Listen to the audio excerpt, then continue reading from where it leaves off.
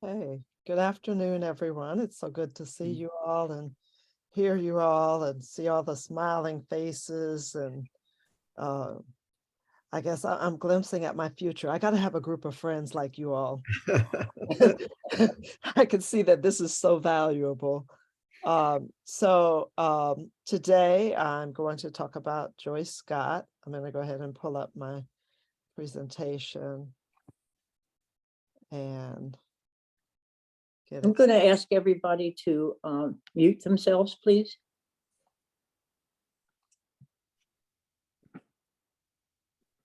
Okay. So I met Joyce Scott actually through one of my professors at Howard University, and I have met her several times since then, always through friends and always people who are so happy to know her.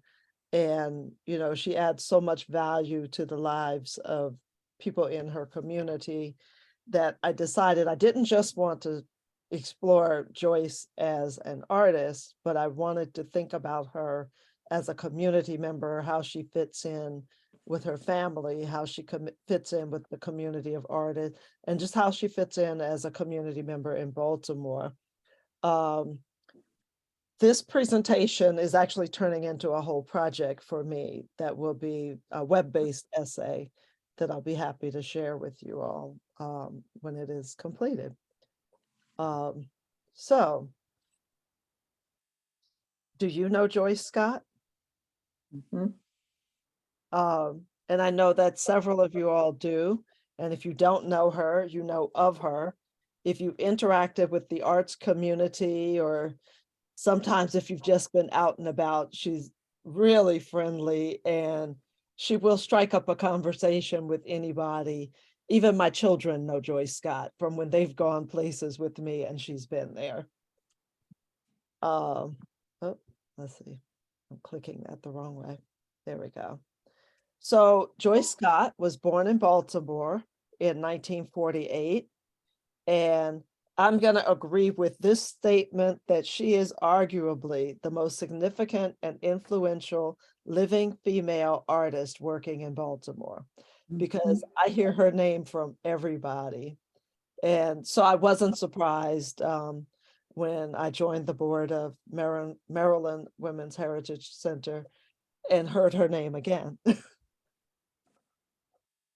She is a sculptor, excuse me, a printmaker, installation artist, performer, quilter, storyteller, educator, and she draws from a wide range of influences. I'm always very interested in how she uses the African and Native American influences to tell the stories that she tells through her work, but also how she taps into both her lived experiences and the collective experience of African Americans. So you can see Joyce's work, as you saw before. There's some pieces that are jewelry. I've seen her do shows where it's all jewelry, but she also does installations, and you can see it anywhere, probably from library galleries to great big and very important museums, which also speaks of how she interfaces as a member of the community. She is renowned for craftsmanship and for the social commentary. And she often challenges the issues of racism, violence, sexism, morality, and other stereotypes, forms of social injustice. I am going to give you all the slideshow once I get it tidied up a little bit afterward. So don't worry about trying to read it. You'll have it for your very own collection soon. Oh, good. So I've collected a few videos from YouTube, and then I have a video that I did in conversation with Joyce over a Zoom interview. So I'll start with the YouTube videos. This is Joyce just talking a little bit about herself as an artist as she sees it. I'm an artist simply because it is my best voice. I'm the right person for this job. I'm someone whose brain is going at 70 trillion miles an hour. I'm an idea girl. My inspiration for working in beads wasn't working with my mom. She doesn't do your traditional quilt work. She festoons her quilts with buttons and beads. The piece that's in the permanent collection at the Smithsonian that's called Necklace, I'm using old Czechoslovakian beads, beads from Asia, beads from Europe. And a lot of my work is about lyricism and about movement, about rhythm. I'm an artist because I've been blessed with a gift. I'm an ordinary person with an extraordinary talent. Yes, I said that too. That's great. So you hear that Joyce mentioned her mother. And so again, this is, you know, what I noticed even in conversation with her is, you know, she locates herself originally within her family, and then she stretches out from there, and that it's not just a way of working, it is a way of being. And, you know, as we know, you know, the current evolution of our society is that we're really starting to look at this, the idea of being, and who has a right to be, and how do you need to be, and who has a right to determine how you be, you know. So so I'm very interested in this line of conversation from Joyce.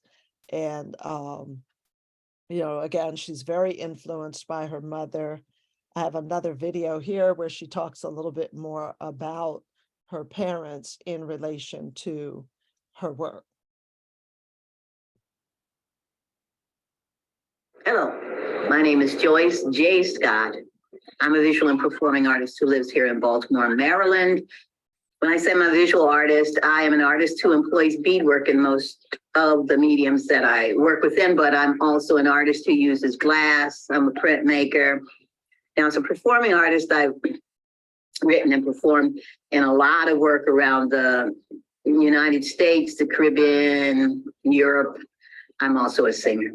But I, who comes from one of those classic African-American backgrounds, parents up from the Carolinas. My father picked tobacco in North Carolina. My mother picked cotton in South Carolina. Coming farther north to Baltimore, which is still the South, folks. My father worked at Bethlehem Steel, a steel worker, a crane operator. My mother's side of the family are multi-generational craftspeople. So they were potters and weavers and spinners, and they cane chairs. My grandfather was a blacksmith. You name it, they did it. This desire to be right up front and all into the jam, into the mix, into the jism of the art, that's what I got from them. I do it because it's my best voice. I'm not a politician, but I like to do work that's politically and socially oriented. I'm not a preacher, but I believe that there are ethics and morals in my work. How do I rid myself of my demons and feel creative? I do it by being an artist. I'm not always looking for an emotion. I'm looking for involvement. I want my artists to really feel involved in the artwork that I make and leave with something, whether they agree with me or not, whether they disagree, whether they're befuddled or just angry at the work I do. And trust me, people have told me all these things as well as love the work. I want the work to be something more than eye candy or decoration for a wall from your interior designer. You know, Africa has influenced me greatly because it's a country that still takes part in very primal work. They don't have everything made by computers. Okay, I'm going to stop this and keep going because I don't want to lose too much time on all the videos. This one is going to be more exciting. She mentioned that she is a performer. And for those of you who don't know Joyce and you've just been listening to her talk about her artwork, this is going to be really enjoyable. Because I think that until you know this about her, you don't know it. And it's just always surprising what it actually is. So. Good evening, everyone, and welcome to Gallery. Oh, and some of you might know Martise too. Oops, I gotta go back. Wait a minute. Go back. Yikes. Okay, here we go. Good evening, everyone, and welcome to Gallery Mertiz. We're so happy that you're joining us for the exhibition, The In and Outsiders. This is a very special day for Joyce.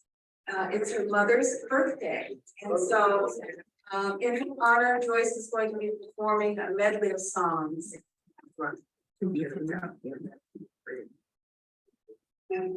Hello, everybody. Before I go on, I must introduce Derek Thompson, who is our pianist for tonight. I work with Derek a lot. He has a trio. They have a variety of names: the crew, the inmates, the guys you don't want to drink with. They have a lot of names. I'm already very good musician.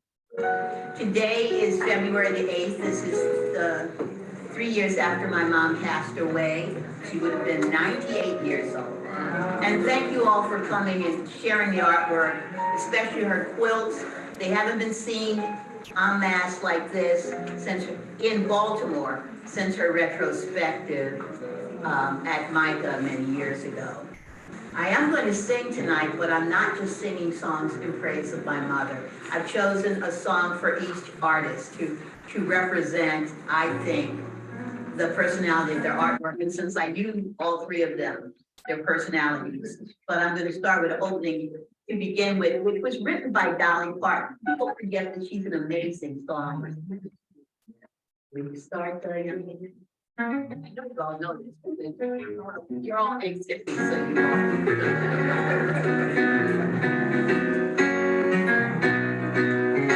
We'll sing in the sunshine. We'll laugh every day. We'll sing in the sunshine. And then I'll be on my way. I sing to you each morning, I'll kiss you every night. But darling, don't cling to me. I'll soon be out of sight. We'll sing in the sunshine. We'll laugh every day. We'll sing in the sunshine. Then I'll be on my way. Told me a challenge life's demand. Just take what it can give you and give back what you can. We'll sing in the sunshine. We'll laugh every day. We're gonna sing in the sunshine, and we'll be on our way. Time has ended, and I have gone away. You'll often speak about me, and this is what you'll say. We sang in the sunshine. We laughed every day. We sang in the sunshine. Now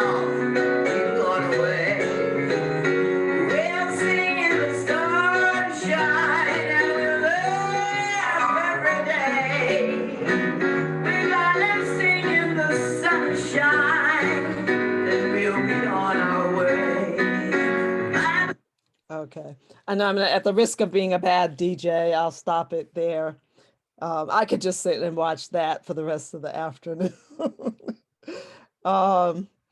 So one of the things that I thought about, and I want to thank you, Babs, for the phone numbers to connect me with Joyce again. Even though, I've met her a while back, we've never exchanged numbers. So I see her when I see her. And this was really very nice. She is super hospitable, as you'll see when I play this video. This is the conversation I was having with her. So I was asking Joyce about how she sees her role as an artist and a community member And after we finish watching this, I also want to talk to you all a little bit more about what you think about artists as not just artists producing work, but as members of community and as, activists working alongside you toward whatever our goals are as a society. And not just necessarily through, the marching in the street, but sometimes through their aesthetic, because, aesthetics and visual communication can also pack a huge punch.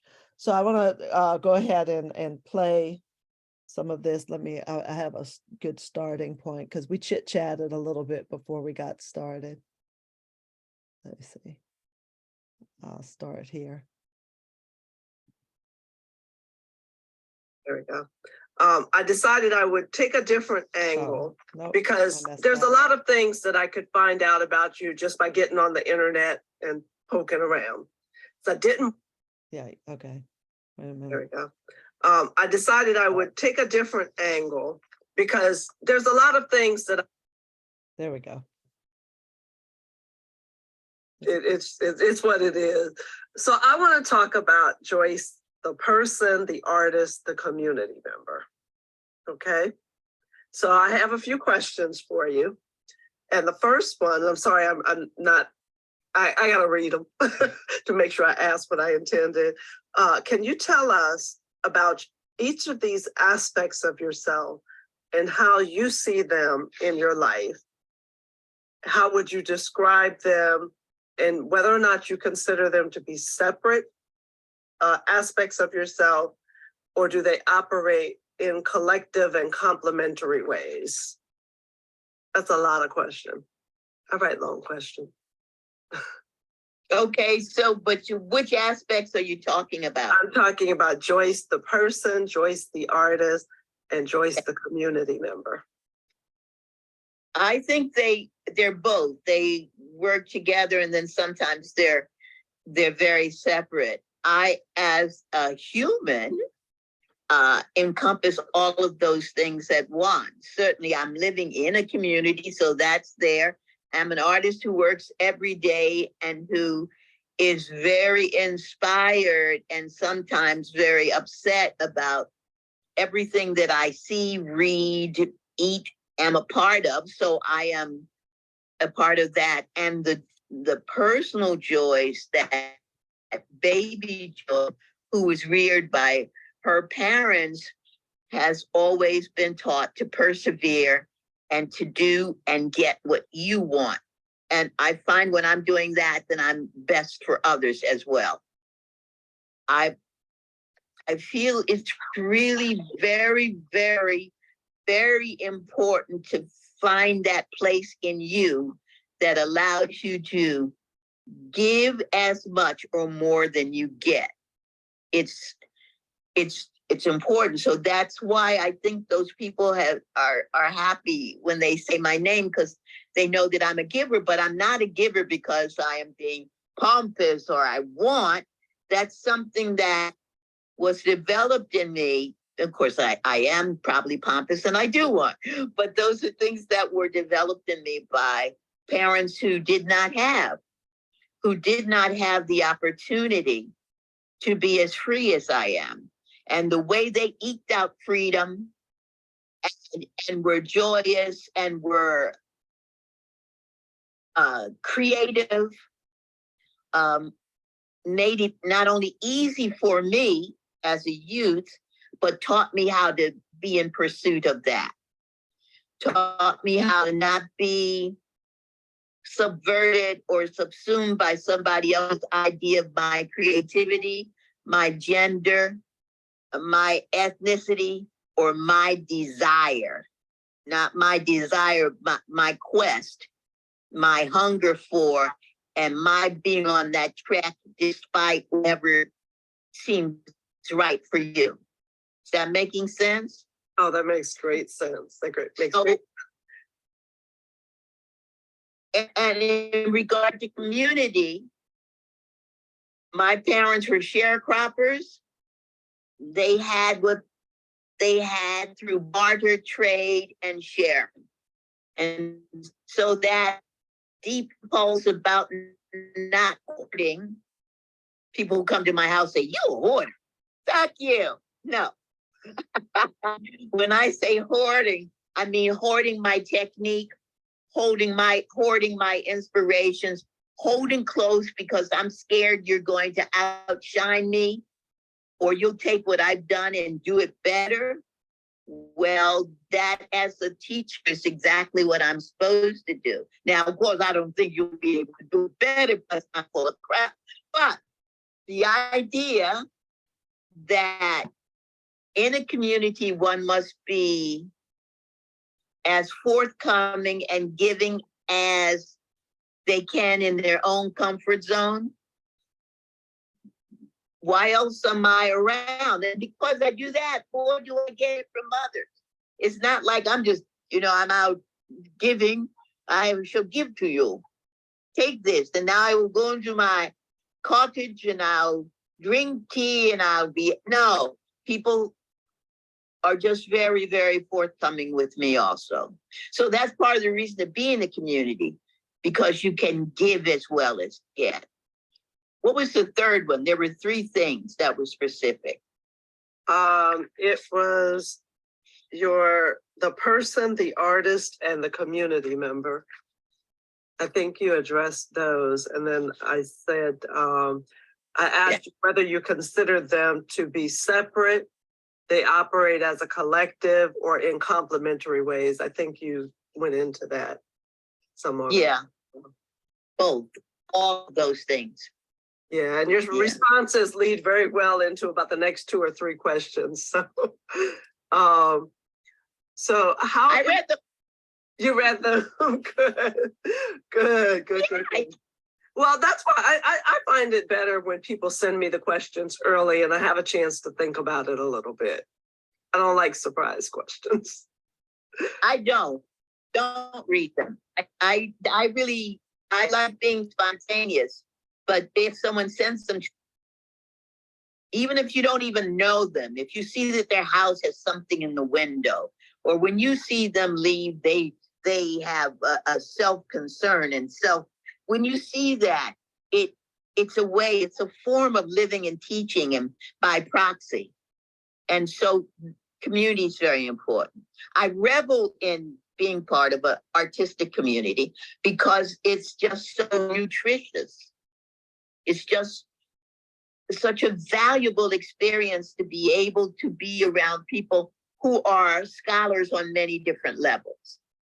The old ideas, and remember, in Europe, gypsies and prostitutes and actors and artists, they were all the same thing.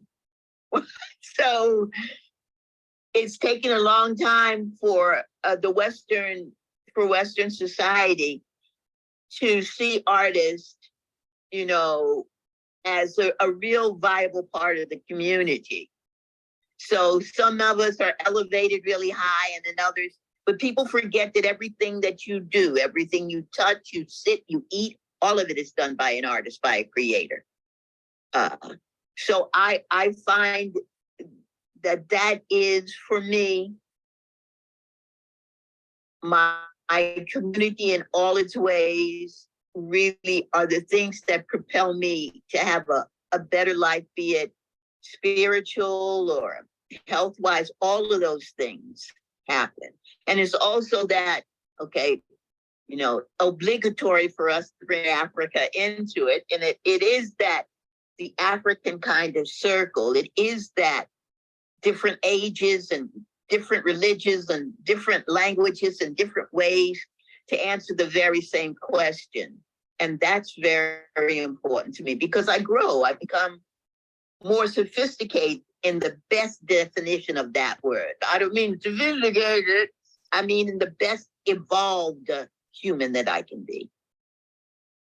Also, I'm not scared of my own people. So I could rush off. People have asked me, Joyce, you are an acclaimed artist. Why are you still in the hood? People actually still say the hood. And I ain't scared of my folks. So I should go off and live and be away from my bloodstream, the thing that makes me vital. I'm not, I of course I'm afraid of people who are evil, but I don't believe the majority of us are. So I will stay until it becomes perilous for me. Next. Next. Okay, that's a great answer. That is the whole conversation. That's I think I want to jump a little further to the end. Hopefully I'll land in the right place. And like I said, I will share this with you all so that you can kind of sit at your leisure and look at it, but it's about an hour's worth of video. Let me see if I can find a good spot here. The thing is, when I think about African American history, I'm talking about American history.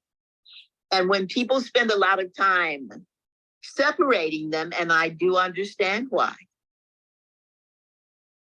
then that gives people the opportunity to denigrate it because it's not as good or it's not as real as American history.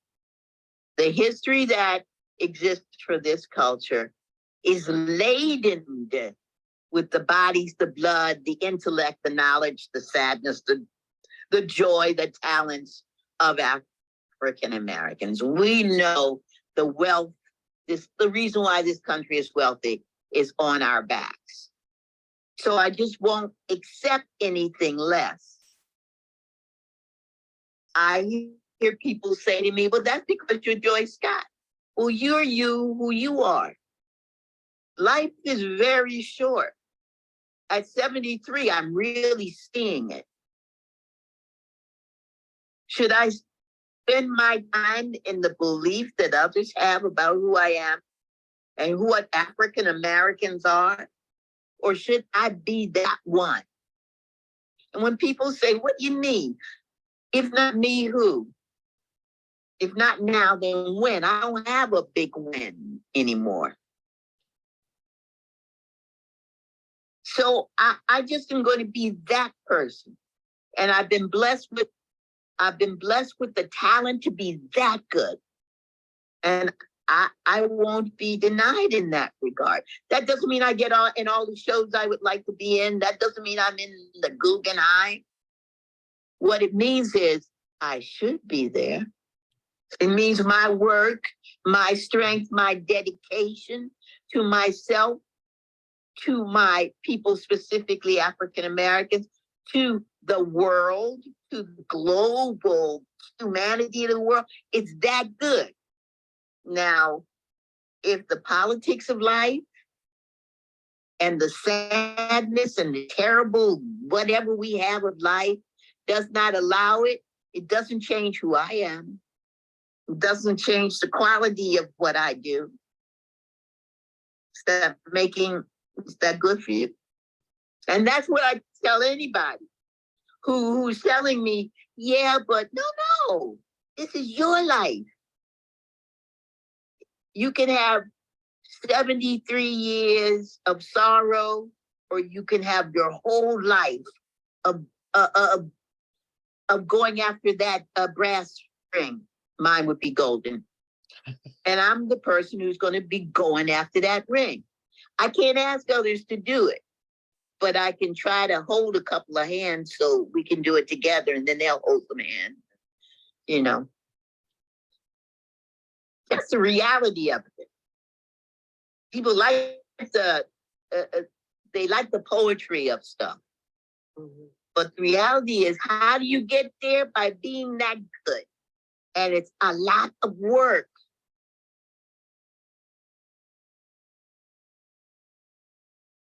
It's not something that a computer can give you. It's not even something that a book can give you, unless you are a scholar who's a writer. If you're a visual artist, the way you receive all of what you need is by making the art, by not being at the club. I know how that sounds because I used to go to the club. By pursuing that thing, like the end of the road, it is heaven. So that's why I do what I do. That's what I would say. That's the answer to that last question.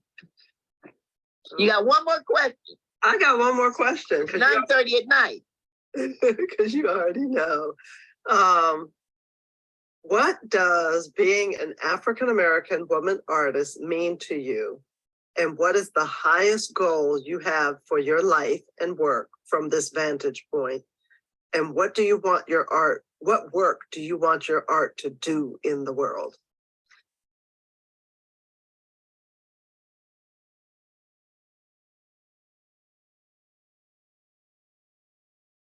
I don't know if I have a simple answer to that. You know, my answer is that I want to live. I want to live and create the work that is the most profound for me. And if I'm doing that, then others will see it as such. I don't have grandiose ideas about what I am or how it will make a difference in the world. But I know that it can make a difference, whether it's minuscule or not. And so that's what I'm about. I want to live. That's what I want to do. Keep producing. And I don't have a great idea about which art will do it. I just love making art. So I'm always experimenting. I just know that I was not put here to have a chore and to do that chore until I can no longer do it and then go to the next existence, whatever it is. I believe I was sent here to glow, to be a beacon. But I don't think that's just me. I think everybody has that ability. I know it. Remember, I said, I know it. And what I want to do is shine until I transition into whatever else I'm going to be into. I always say that I think I'm going to go to Baltimore Heaven. And then whenever I get out of detention, because you know I'll be in detention a lot, that I want to be a junior angel, because they won't let me just become an angel. I'd have to start and be a junior angel. And then I'd go back to detention. I hope that you're my junior angel if I'm still here doing something, because I need one. I definitely need one. And I need one who knows what I wouldn't have like full-fledged wings yet. I'd be like, I'd be called in, like, I'd be in trouble so much, I wouldn't even get like a supervisor stuff. I'd go straight to God. But I thought, it's heaven. I thought I could like earn detention again. But detention is heaven detention, so it can't be that terrible. I know. How bad could that be? Yeah, I love it. I know. I It's love like it. no ice cream. Okay, I'm gonna stop there because I think the rest of it was when I promised to cook dinner for her or something like that. So let's see. In her own words, and this is something from a different interview that she did, where she says, "I'd like my art to induce people to stop raping, torturing, and shooting each other." So even with some of the lighthearted, and great sense of humor that you've seen in the video from the interview, deep down, I think that Joyce knows, and she clearly communicates that she is dealing with the tough issues in life. I think it's beautiful how she does so with love, among us and with us. If you want to learn more about Joyce, there is a beautiful book out about her, Harriet Tubman and Other Truths. And I think that this is the one where Lowry Stokes Sims wrote the foreword for it. I think she did more than that. And then I also have a playlist that I made. I'll give you the link for that. I hope, Pamela, we're doing some follow-up links for people to look at. And then, like I said, I plan to use the video to create a web essay. With that, I thank you. And I'm going to leave that up on the screen for just a little bit so you all can see my contact information. I'll open back up this window so I can look at your faces and you all could still see me, right? Okay. All right. So, because I'm a teacher, at the end of the class, we have questions. I wanted to know, I had kind of one question. It's a two-part. As you can see, I'm like the master of multi-part questions, right? That's what I have one more question for you, and it was really 5 questions. But for you, whether you're an artist or an art appreciator, how important is it to you that artists locate themselves within the community and that they take on issues that are important to those communities? And what do you think about that as a part of their practice? Don't all jump in at once. Well, I'll start. I think it's very important, Gina, that they speak to the community in which they're in. And I think probably historically, you're probably more familiar than I am because I'm not an art historian, but I think historically that's what artists have done over the years. And I'm just thrilled to see this interview that you had with her. I mean, I've known Joyce a little, not a whole lot, but I've seen her over the years and talked with her. But her animation is just so wonderful, and her humanness. This is the way she's been ever since I've ever known her over the years. And the fact that she mentioned that she's not leaving the hood, you know, she lives in a what many of us would call a very dangerous area of Baltimore. And yet she won't live there. I have a friend that you spoke with, my neighbor, who won't drive there. You know, she'll make Joyce come to her house with an Uber, but she won't take her back at night because of her own fear of, you know, driving in the neighborhood.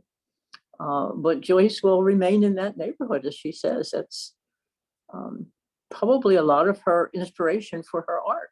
It's her bloodline, I think she called it. Yeah. Yeah, I would think. I think it when an artist makes a choice like that, it helps them also to create from a place of authenticity that is grounded in their own experiences. Mm-hmm.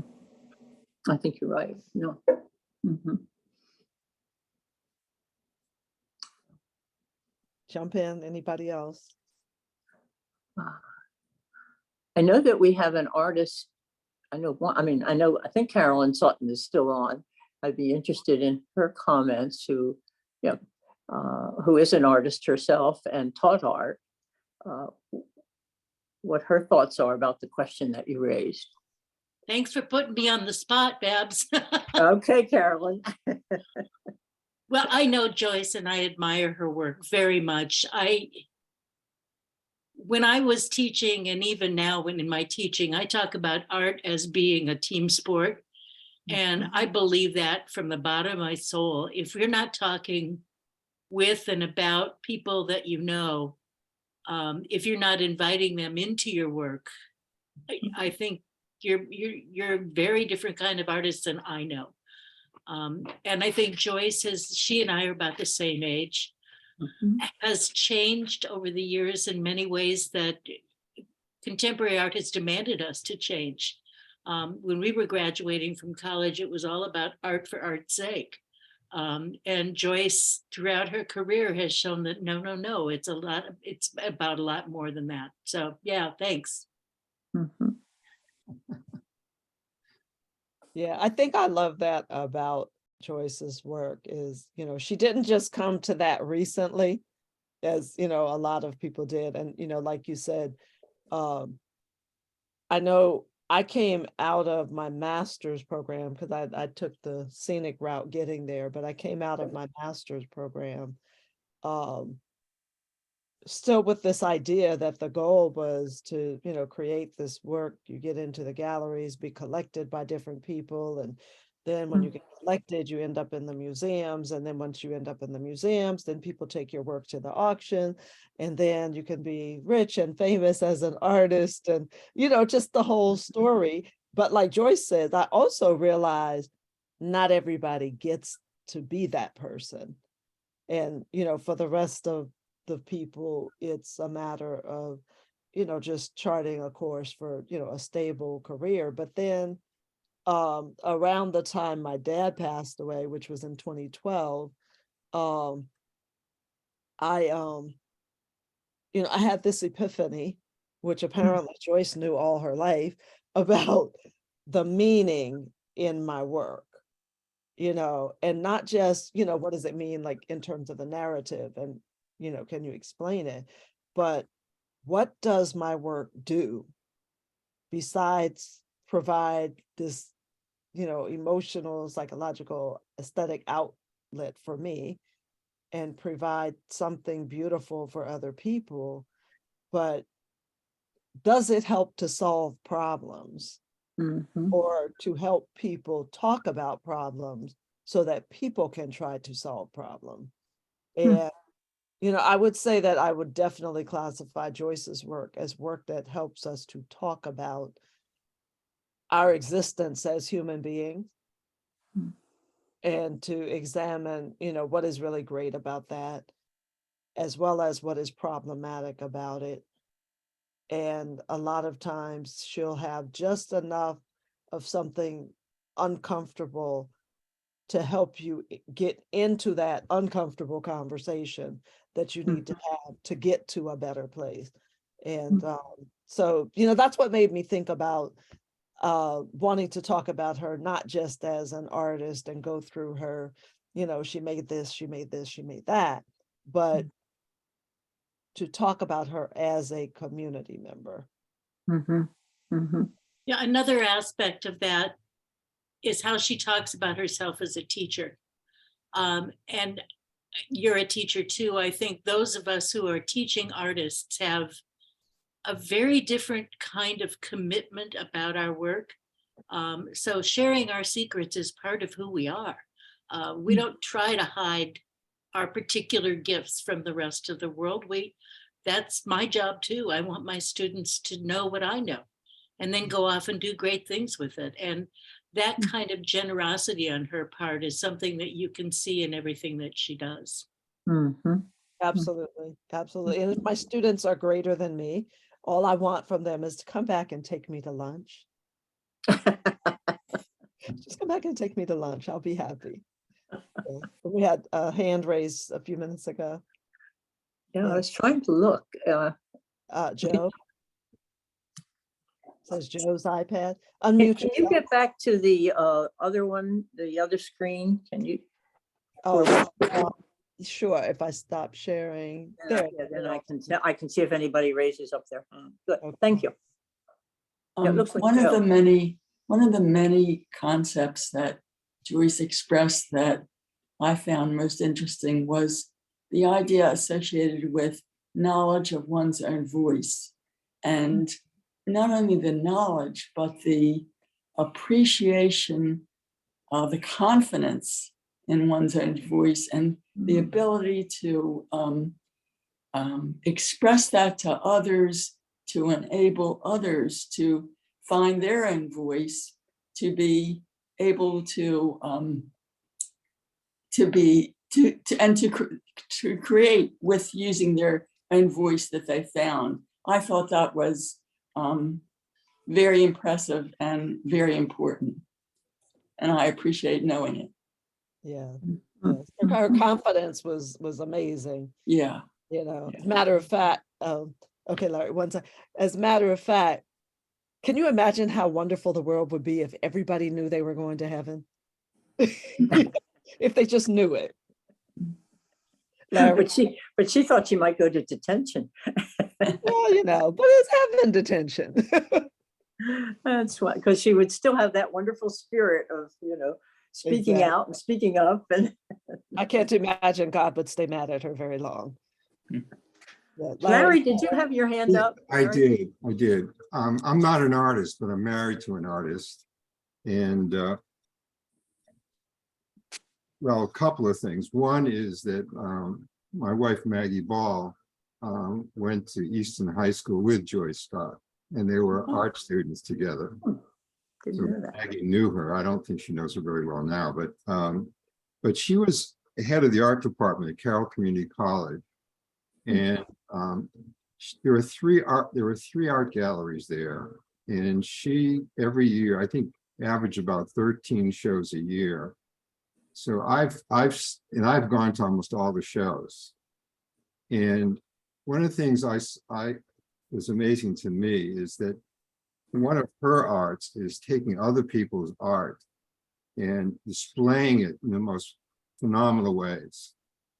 I mean, she worked very, very hard at that, and among other things. And people from the community came in, and oftentimes there were students, but also people who lived generally in Carroll County.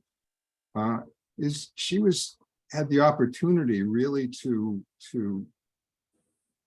acquaint people with art, and often unusual art from different points of view and so forth. And I was able to watch that happen. And it wasn't just hanging it, it was the way she could host a show and interact with people. And you mentioned Joyce is very much like that. Well, Maggie's very much like that. Maybe they got that at Easton High School, I don't know. But it's an amazing thing to me to watch that, and to watch students, eyes open. Also, many times she was giving a first show to people, and presenting that to the community, and how wonderful it was for them.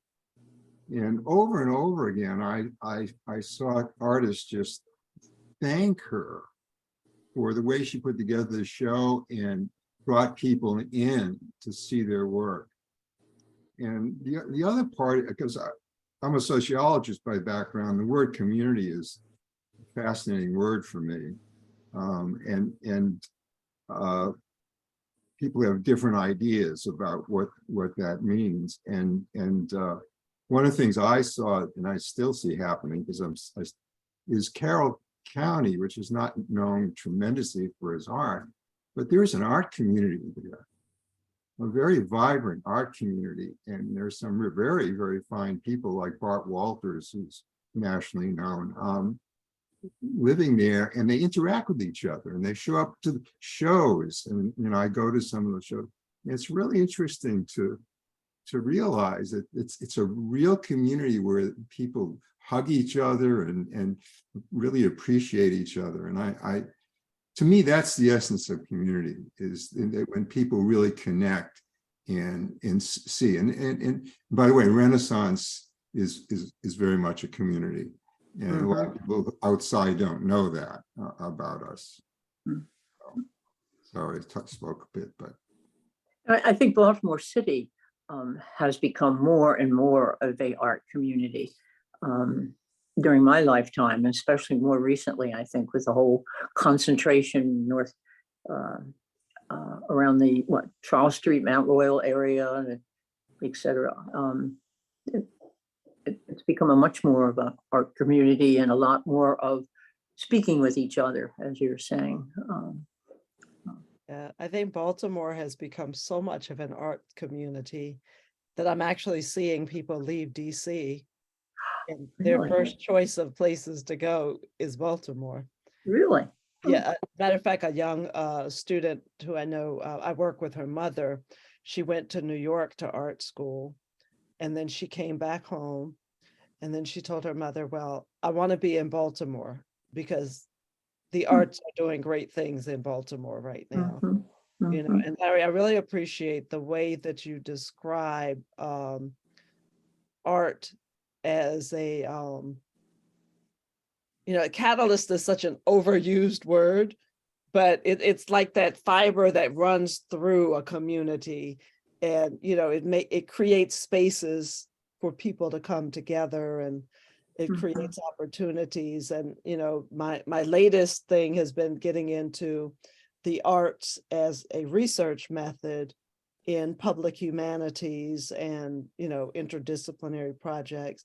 I work with a few people who are doing like cross-cultural psychology, and I guess art is probably the original interdisciplinary field, you Yeah. know. So, because you got to be able to know a little bit about everything to do it, including natural sciences, because if you don't learn the chemistry, you'll still blow something up. Mhm. Yeah, That's an interesting concept. Yeah. Mhm, mhm. yeah. Anybody else? I mean, this is very, very stimulating. Anyone else like to add their thoughts? No? I guess I have something I'd like to say, and it's just threads that you've said, so I don't really have them pulled together, but to like Larry, I'm one of those not sociology, but social work, human services, that kind of work. And community is a really big thing for us as well. And so what I think was important to me from what you were saying was how, again, the art comes out of the gallery or out of the museum and engages the community. And it seems to me that when you drive down some of the streets in the hood, one of the things that I notice is the murals on the walls. Beautiful. And it seems to me that it's a fairly new phenomena, or maybe I've just opened my eyes or driven in different places. But I often think about those as community gathering places and community places to focus on pride, community pride, because usually the people who are in the murals are somebody who's from that community, but is now Thurgood Marshall, or somebody who we've heard of. And one of the things I've been thinking about during this series is about, we're trying to raise up, quote, women of achievement. And in the last session, I'm going to talk about some of the women I met in my dissertation study who were women, everyday women. They weren't people who you would have heard of, but they're doing things that have many themes and similarities to the women we've heard about throughout this. And I think that one of the things that artists can and do so well is to bring those people together, is to make community around an event, an artistic event, an unveiling. The fact that we have the West Baltimore Arts, what do you call it? The Arts District now, that, with a big statue of Billie Holiday, and we don't want them to tear down the house, which they did tear, or they're tearing down. But, those kinds of things are community generating and cause pride in the community. And then some activism for other things can come out of it, Let's get rid of the highway to nowhere. Let's build a skateboard park there, with art all around. So that's what I've been inspired by from what you're talking about. Hear more about. I think we can't leave out Graffiti Alley either. I don't know how many of you have seen Graffiti Alley, but it's wonderful now, off of North Avenue, and they'll be extending it. But it's another form of art. We see graffiti everywhere, but in Graffiti Alley, anybody can come in and do whatever. I sprayed. You can go in there. Anybody can spray if you want to, and it's very exciting. Smarn has her hand up. I think your presentation was wonderful.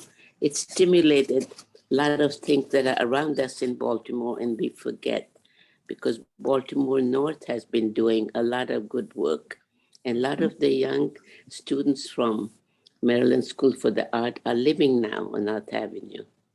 And Micah, Because they're creating a community there for them with little cafes and others.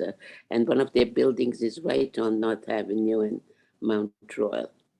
So you think you're Micah? Mhm. it's Jamaica, but these are also people from, I think, who probably are doing art in their own home, and you do not know till, as Larry said, you see them at a place interacting with community.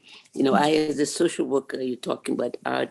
Art was very important in working with young children, Mhm. of people who didn't.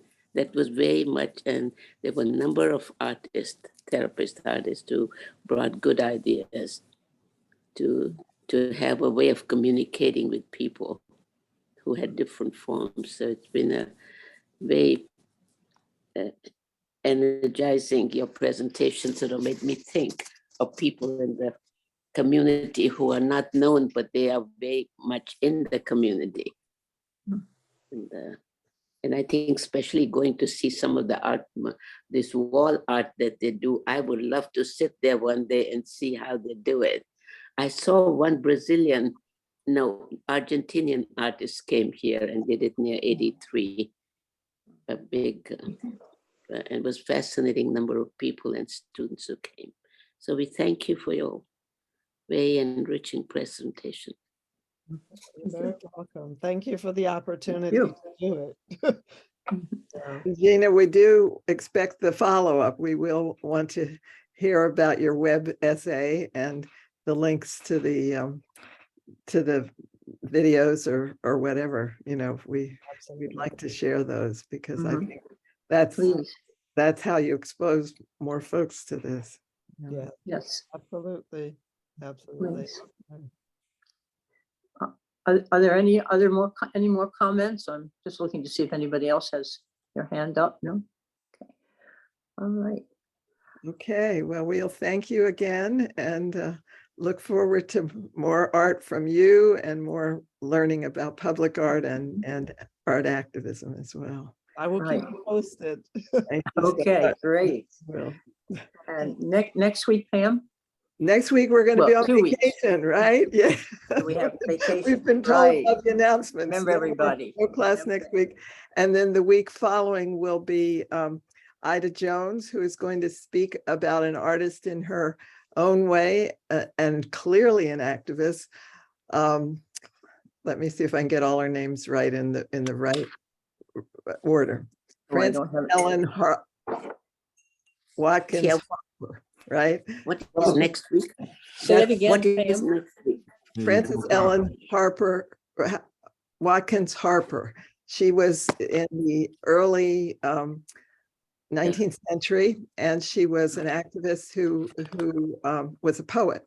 And so we'll probably start with some of her poetry and then hear what she did in the women's club movement, in the suffrage movement, and how she tried to bring the African-American and white women's clubs together.